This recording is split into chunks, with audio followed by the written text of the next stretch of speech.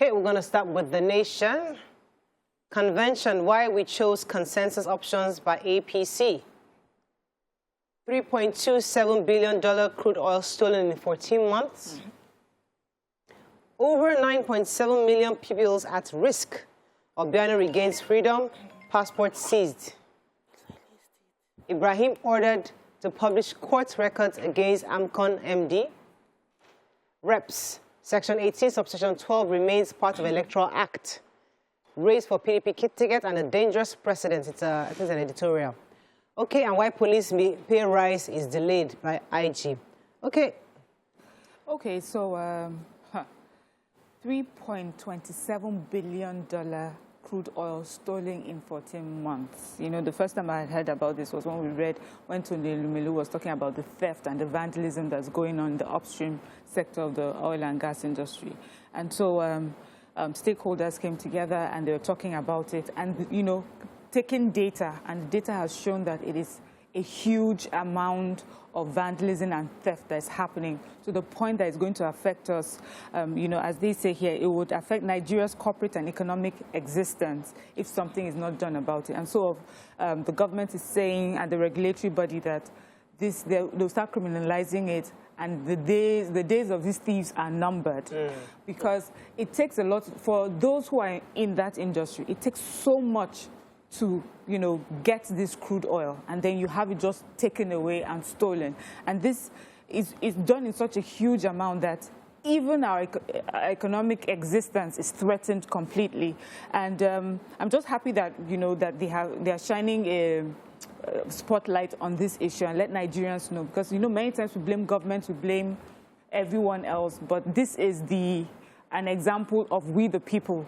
Why are we doing this? And then also there has to be system put in place to disallow and protect, you know, resources from thefts like this. All right, let me start with the major headline. So the Nasarawa State Governor, who is actually the spokesperson for the National Convention of the APC happening tomorrow, he has said that they've all agreed to align with the President Muhammadu Buhari's consensus candidate, which is Adamu. And he's insisting that they have to do this so that the convention can be hitch-free. All road is leading to Abuja. Every key APC members are all in Abuja right now, preparing for tomorrow's convention. And they also said, very importantly, that they will be adhering to the Electoral Act. That's this controversial Section 84, Subsection 12, that is saying that you have to resign. They say that if you're in office right now, you cannot participate in this primaries that's going to happen, and that they said that all the ex-senators are canvassing hitch-free convention, and that who is the preferred candidate is saying, don't be scared of me. I'm going to definitely put everybody's interest at the fore. So we'll see how that goes tomorrow. I just hope they have a very peaceful, and I hope there's no violence tomorrow, because everybody's in Abuja right now. Yeah. Okay. So the United Nations Children Fund, UNICEF, said yesterday that 9.7 million Nigerian pupils are at risk of not returning to school. The figure was 10.5 pupils who were not in school just before COVID-19, but now about 9.7 may not return to school. So they said it yesterday, according to the executive director, Catherine Russell. They were trying to launch a Nigeria learning platform, which is going to be online and offline at the same time. And this learning platform will allow children in nursery, primary and secondary school have access to digital curriculum and learning material. So wherever you are in the part of the country, you'll be able to, you know, use this learning material, whether you're in school or not in school. And they're saying that Nigeria is one of the 20 power countries that has adopted this learning platform, and is a way to rejig our educational system so that we don't have so many children out of school. And even if you're not where you can have access to the classroom, you can use this and not have a gap, a learning gap. Okay. So take the police officers. Many police officers were expecting that the president's salary increments that had been given would take effect. But the Deputy Inspector General of Police, DIG John Kokumo, representing the Inspector General of Police, IGP Alkali Baba Usman, was speaking in Oshun and said that there will be delay and that it shouldn't lead to mutiny. Some people are threatening they would go on strike. The police would go on strike if they don't do the payment. And he said there will be there are many ministries involved: the Finance Ministry of Finance, Police Affairs Ministry, Salary and Wages Department, and there will be a lot of computing. that they'll be computing the 20% increase. That can you imagine just computing 20% increase for all the police officers in Osun State alone? How long it would take? Wow. Talk of the entire nation. That this will take a while, but that we should be patient. The president has given the order. The IGP has already gone around states to assure all police officers that the 20% increase will be implemented. It might just not be immediate, and it might cause a bit of delay in the wages of our security officials, that they should not commit crime because of the patience that many police officers have served this country so far selflessly, sacrificially. They should not use this last-minute delay to turn over the good work they've done for so long. We want to appeal to our police officers to please be patient. All right. Let's move quickly to the Punch. APC convention at Buhari battles last-minute crisis. Summons governors and chairmanship. Aspirants fail to agree. Suspected cultist invited gang member to rape 22-year-old lover, says police. Dawn talking with foreign partners on Southwest Rail linkage, says Director General. IG distributes 256 trucks, APC, other vehicles, uniforms to formations. Oyo NURTW threatens bloodshed, alleges attacks by park managers. Fashola restates second Niger Bridge 2022 completion date, blames IPOB. Fayemi's aide resigns, teams up with ex-governors Oni in SDP. 12,977 children among over 200,000 tuberculosis cases recorded in 2021, says federal government. IOC's fear collapse as FG says 1.36 trillion naira crude in 14 months. Okay, which story are we taking? We'll take the human interest story. Yes, please. Yes, so police in Ogun State have arrested 2 suspected cultists for allegedly gang raping a 22-year-old lady in Abeokuta. So according to her story, she's in a relationship with a 38-year-old man, Sheun Orokunle, and on this particular day, she visited this man in his house, and unknown to her, the man had invited his friend over. So she was taking her bath in the bathroom when this friend came in, dragged her out, and 2 of them raped her. They were done with her. They beat her up, raped her. When they were done, the boyfriend soaked her clothes in water so that she doesn't leave immediately. Finally, she was able to get out of the place, and she reported the matter to the police. So they have been picked up, and investigations are ongoing. Really sad. So Inspector General of Police, we're loving him out. I'm loving him. The Inspector General, the new Inspector General of Police, Usman Baba, has ordered the immediate distribution of additional batches of uniforms, kits, accoutrements, and body armors to police inspectors and other ranks. I mean, part of this was also the allocation of 253 newly procured operational and emergency vehicles to the police formations across zonal states and commands. And this was said by the spokesperson, Mr. CSP Muyiwa Adejobi. And also they said that he had assured all the administration his commitment to sustaining the regular issuance of uniforms to police personnel, as well as his readiness to continually provide the needful and upgrade needed for the police. So I'm happy about this because, as I said, this was exactly what happened with #EndSARS, with the welcome of the police, the giving them the right equipment, the total overhaul of the police. So we're seeing bits of it here and there, and we'll continue to monitor their progress. Yes, Mariam, want to take a story? Yes, so it was World Tuberculosis Day on Thursday, and, you know, it's celebrated to bring awareness about this disease and how it affects us. And the Minister for Health just reported that no fewer than 207,000 cases of tuberculosis in 2021 was recorded. And out of that number, 12,977 cases were affected children. And, you know, he has said that in our country right now, out of the 36 states, only 28 states have centers that manage drug-resistant tuberculosis, so we need to do a lot more. He talked about how we're doing a lot better when it comes to the HIV tuberculosis, because people with HIV also tend to experience tuberculosis, and they've worked so well that they're seeing better numbers and people are getting better. But when it comes to the children's cases, there are gaps, and so they have to work better concerning that area. We need to do better with our children. Okay, so I wanted to take the Oyo State story. There's been a major issue between the NURW, the National Union of Road Transport Workers in Oyo State, and a department called Park Management System. So I know that a few months ago, the Oyo governor had said that the NURTW is not allowed within the state. but the lawyer of the NURTW is saying that they haven't been proscribed, the case is in court, and the NURTW is threatening bloodshed if the park management system, PMS, does not allow them to collect the funds they usually collect.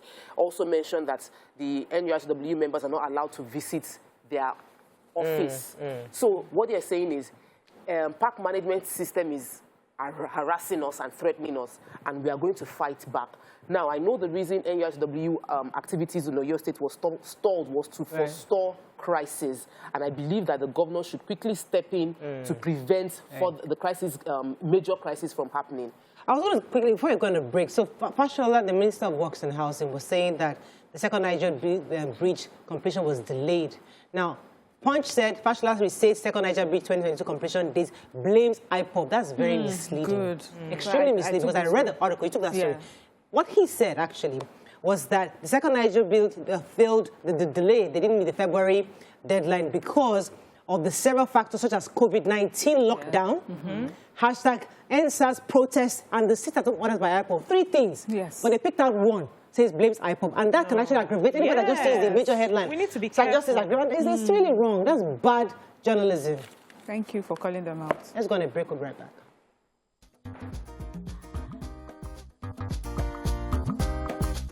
Stay tuned. Your View will be right back. Okay, thanks for staying with us. We're going to continue with Daily Sun. APC chair, support swells for consensus. Zoning, PDP gives clue to expectation from panel. LG workers, that's local government workers in Enugu, to receive minimum wage soon, pledges Nwayi. Mascot Kalu under pressure to dump APC. Ex-Anambra Governor Peter Obi joins presidential race amid traditional rulers' endorsement. Second Niger bridge attains 91% completion, says federal government. 2023 presidency, Southeast women hold 1 million march for Yahaya Bello in Abia. Sylvia Irabo, Komolafe, read riot act to oil thieves. Okay, which story are we starting with? Okay. So Governor Chief has assured local government workers that they will soon join their counterparts in the core ministries to enjoy the 30,000 naira minimum wage. And this came as a result of the threat that was given by the Nigerian Union of Local Government Employees, who, that said that they can only support any political party that prioritizes actualization of local government autonomy in the 2023 election. So I think everybody's just trying to sit up here. And the governor says that they have started, following the modalities to ensure that these local government workers earn their 30,000 naira minimum wage, and they're speeding it up. However, they started paying this minimum wage from 2020, February 2020, but it was just focused on the core ministry. So now they are bringing it down, and the local government workers should be patient. However, the national president of NULGE is saying that the government so far has abused and emasculated local government system to the extent that it now looks like local councils were no more a third tier of government. And he also says the issue of the minimum wage should not be subjected to any further debate. They just want to begin to collect and enjoy this money. And because of the fact that the government is not in line with the grassroots leadership in terms of local government reaching out to people, we are having a lot of agitations in the state, and this needs to stop.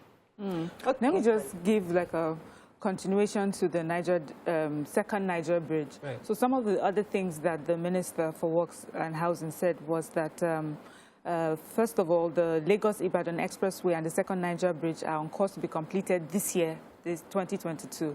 And while the main carriageway of the Abuja-Kaduna-Zaria-Kano Expressway is scheduled to be completed by second quarter 2023. And then he also gave some advice. He said that once these roads are done, people should be careful and not fall into the temptation to exceed 100 kilometers per hour on this road, to avoid accidents and crashes. He also said people who tend to sell PMS, petrol, on this road, that it degrades the road, so we have to take that business off the roads.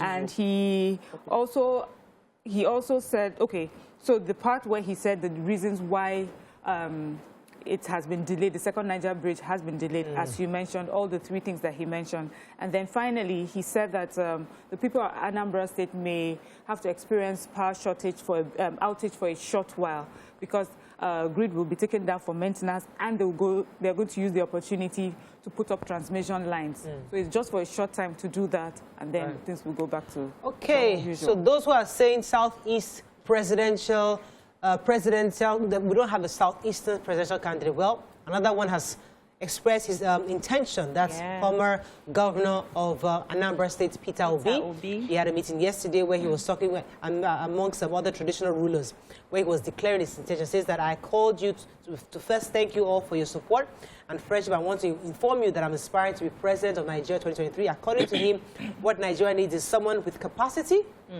that can manage it and manage it well. We need to move our economy from consumption to production. That's what I'm here for. And Nigeria, we will ensure that there was transparency in Nigeria going forward. So I'm happy for him. I'm happy for him. He's quite credible. And the people enjoyed him while he was there. He was very down to earth. He would join the buses with them. He just, you know the way Fashola worked. He connected. With people. So congratulations to you. And I just pray that may the best man win at the end of the day. Okay, let's move on quickly now to Vanguard. Let's find a story we've not taken. $3.27 billion crude lost to thieves in 14 months. Took that story already. Chidinma prison controller Ekwendu redeployed over beauty pageant. APC convention, how Adamu emerged consensus candidate. State of the nation, we all cause Nigeria's woe, says Tinubu. 47,975,000 terrorists surrender to troops. Bamishe, we are in talks with leading pathology, says lawyer. EFCC releases Obiano 1 week after arrest seizes passport. 2023, Peter Obi receives royal blessing as he declares for president. And strikes worsen varsity education, pro-chancellor tells FG, says ASU. Okay. So let me take the EFCC story quickly. Former Governor Willie Obiano, immediately after handing over, came to Lagos and was about to jet out of the country, and he was arrested a week ago. Exactly 1 week after the EFCC have released him. The allegations for his arrest was misappropriation of public funds, including 5 billion naira Shopee funds, 37 billion naira security votes, which was withdrawn in cash. The allegation was the money was used allegedly to finance political activities within the state. That's from the head of media and publicity of EFCC. Now he's been released. Part of the bail conditions for his release included that he should drop his international passport. We've had a lot of media trial. We're really hoping that EFCC would carefully track how this 42 billion was spent and justice be served. If somebody is guilty, he should serve his time. Yeah, so the Conference of Pro-Chancellors of State-Owned Universities in Nigeria, COPSUN, yesterday, they had a conference and they lamented the incessant industrial action by ASU, saying that this is an impediment to improving quality education in the country's higher institution. They said the conference happened in Osogbo, and according to Malam Yusuf Ali in their communique, which I want to quote quickly, says the current strike by the Academic Staff Union of Universities and the consequences for the prospects of the already traumatized institutions of higher learning in the country. The Committee of Pro-Chancellors of State-Owned Universities, COPSUN, restates its long-standing position that strikes cannot be a solution to industrial problems. It is observed that it's high time ASU sought alternative ways of venting grievances and demonstrating that lecturers were equal stakeholders in the Nigerian project. So they went ahead to say that COPSUN and ASU are in this together. However, they just use different strategies to get the same things. But that the government needs to reassure ASU that they are part of the system and carry them along in whatever it is that they are doing. They also complained about the fact that we have so many so many private universities which needs to be regulated because they are not really seeing the impact. They have over 91 already, and it's not like we're seeing the impact. They also mentioned about state universities, saying that states are now using it as a constituency project. So my state, my local government must have a university. Meanwhile, the ones they have already, they are not properly funded. So we need to look into all of this. Okay, I was going to just take just a side comment that the lady, the controller, Mrs. Ekwendu, the controller of the Kirikiri female prison, has been redeployed to Alagbon. in Ikoyi, and that's people are suspected because of what happened with the beauty pageant that happened, and where that followed a lot of social media criticisms of why would they allow such a pageant within the premises of the prisons, but she has been redeployed. That's the only story. There's nothing else on that story. Okay, we have to wrap up very shortly. Let me see. We don't have any more. Nigerian Tribune, is there any important story we've missed out? PDP. I was going to take forth PDP because I'm really interested in their zoning matter, what is going on, what they finally decided. But is there any story in Tribune? APC convention of...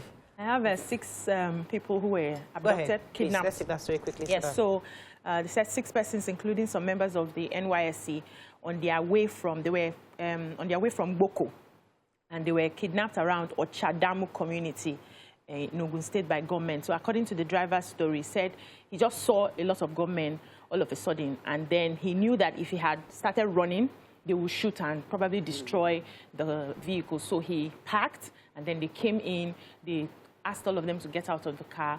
They were by the bush, and they took 6. I think there were 13 passengers in the bus. They took 6 of them, and now they're requesting 6 million. So amongst them was a pregnant woman, an orphan child. That one, they are beginning to negotiate with the kidnappers, and that orphan child, the people taking care of him, says it's only 80,000 naira that they can, offer. And immediately that happened, the driver drove to a certain point and saw some naval officers, reported the matter to them. Those ones went into the bush to check for the kidnappers. They didn't find them. And then he went the next day to the police to report. They said he should get away from there. So these people are now liaising with the kidnappers themselves to negotiate. Yes, a copper is among them. Okay, we have to wrap up, but I guess this story of PDP is just the fact that they set up a 37-man committee on this zoning matter. So remember, they're still having this issue of should we zone or should we focus on who can win? So that is can bring the ticket they have a culture, they have a reputation of zoning in their party, and they're employing others to align with the zoning. So if zoning means that we have to find a southern candidate, but the others are saying say southeast. Well, they just say southern. They didn't say southeast. Just a southern candidate. That's what they said. Okay. But they're saying that might not be beneficial to them when it comes to the initial party, because for them it's like zoning is not... So party's interest first? Zoning for them is not paramount now at this time, because they want to beat a ruling party who has the capacity to win. And if you're doing that, zoning might not be what they need. According to get them the cup. So they're saying that they don't think Nigerians will vote. Maybe. Well, so it's interesting. Possible. Let's see how all it the plays out. political dynamics playing out. We'll see how it plays out, Let's go on a break. It's Friday. When we come back, we move on to our next topic. Stay with us. We'll be right back. Stay tuned. Your View will be right back.